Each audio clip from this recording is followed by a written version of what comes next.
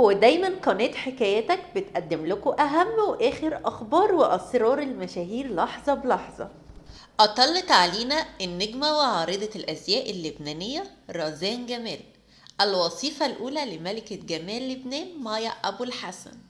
رزان جمال دايما بتتمتع بذوق رفيع جدا في اختياراتها للأزياء، وبتكون حريصة على التنويع في إطلالاتها، لكن الطابع الرائي هو أكتر ما يميز أناقة رزان جمال العصرية واللافتة.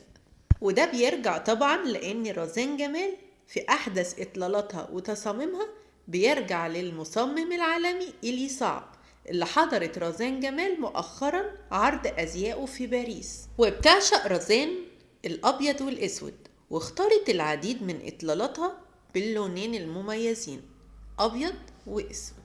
واللون الوردي الناعم أفضل لون بتفضله رزان، ودايما بيبرز أنوثتها وجمالها، وعشان كده اختارت رزان اللون ده في العديد من إطلالاتها.